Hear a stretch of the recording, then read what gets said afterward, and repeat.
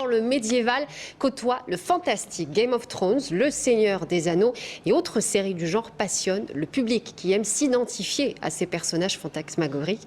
À Saint-Cyr-sur-Loire ce week-end, le Dragon Fest inaugurait sa toute première édition. Florent Carrière. C'est une époque qui nous attire et on retrouve des valeurs qui sont plus ou moins perdues. Donc toutes ces fameuses vertus. Avec des gens différents, parce que vous pouvez retrouver un gueux qui est par exemple commissaire de police. Et c'est une grande fraternité, quoi.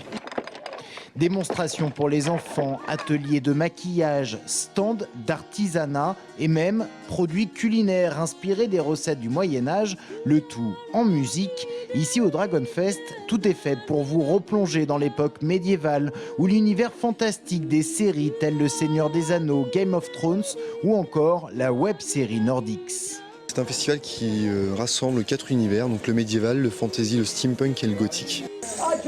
Ça reste quelque chose de regroupé, le fantastique dans le médiéval. On a toujours parlé des légendes, des dragons, des fées, des magiciens. Donc on reste dans ce côté-là et ça nous fait repenser à notre jeunesse.